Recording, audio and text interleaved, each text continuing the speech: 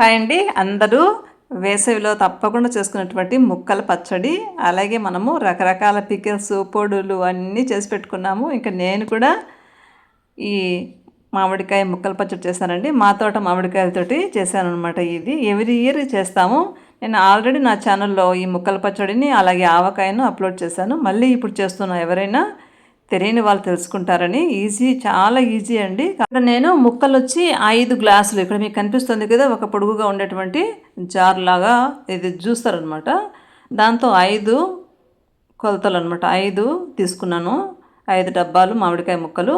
ఇంకా ఒక డబ్బా కారం పొడి వేయాలి, కానీ మనం ఇంట్లో పట్టించింది కారం ఎక్కువ ఉంది కాబట్టి 3/4 కారం పొడి, అలాగే 3/4 సాల్ట్, హాఫ్ వరకు ఆవు పొడి, ఒక 1.5 స్పూను 2 స్పూన్స్ వరకు మెంతి పొడి, 1 స్పూన్ వరకు వేసానులేండి. అంత కూడా అవసరం లేదు. 1 స్పూన్ మంచిగా వేయించుకొని దూరగా ఆవాలు మెంతులు ఇలా మిక్సీ పట్టేసుకొని, తర్వాత 1 స్పూన్ వరకు పసుపు అన్నీ వేసి ముందు మొక్కలకు మంచిగా అలా పట్టించుకోవాలి. మనకు కాస్త మనం ఓపిక చేసుకుంటే సంవత్సరం అంతా నిలువ ఉండేటువంటి ఈ మామిడికాయ పచ్చడి. ఎందుకంటే ఈ సమ్మర్ అంటామే కానీ వేడి ఎండలు అబ్బా ఎండలని, కానీ మనకి ఈ వేసవి ఎన్ని ఆనందాలు ఇస్తుందండి. ముఖ్యంగా ఈ పికిల్స్ అనమాట. ముఖ్యంగా మామిడికాయ పచ్చడి, ఈ ఆవకాయ కానీ ముక్కల పచ్చడి కానీ ఇది అల్టిమేట్. దీని తర్వాత అయినా ఏదైనా అనమాట. ఎందుకంటే చాలా రుచిగా ఉంటుంది. అందరికీ కూడా నోట్లో నీళ్ళు ఊరుతుంటాయి కదా. ఈ పచ్చళ్ళు అంటేనే, మామిడికాయ అంటేనే మనకి ఇంకా అంతా ఇంత ఆనందం కాదు. మామిడి పండ్లు మామిడికాయలు మనకి సమ్మర్ స్పెషల్స్ అనమాట. ఇంకా ఇదిగోండి నువ్వుల నూనెను నేను ఈ ముక్కల పచ్చడికి ఇలా పచ్చిది వేయనండి, కాంచి చల్లగా అయ్యాక వేస్తాను. అందులోనే బాండల్లో ఇంకా కాస్త నూనె ఉంచుకొని అందులో ఒక 2 స్పూన్స్ వరకు ఆవాలు, ఒక 2 స్పూన్స్ వరకు మెంతులు, తర్వాత వెల్లుల్లి కరివేపాకు కూడా వేయించుకొని తర్వాత అది కూడా చల్లగా అయ్యాక కలుపుతాను అనమాట. ఇప్పుడు మీకు కొలత కోసమని అన్నీ చూపించాను కదా. ఇంకా ఆయిల్ కూడా ఒక కొలత 5 గ్లాసులు ముక్కలైతే ఒక 3/4 కారము, 3/4 సాల్ట్, హాఫ్ వచ్చి ఆవు పిండి, 1 స్పూను మెంతిపిండి, అలాగే 1 కొలత నువ్వుల నూనె, పప్పు నూనె అంటాం కదా అది. ఇలా కలిపేసుకొని మనము ఇందులో ఒక 2 గుప్పిళ్ళు కానీ 3 గుప్పిళ్ళు కానీ వెల్లుల్లి రెబ్బలు కలిపేసుకుంటే ఎంతో రుచిగా ఉండేటువంటి సంవత్సరం అంతా మనము హాయిగా ఎంజాయ్ చేయొచ్చండి మామిడికాయ పచ్చడిని.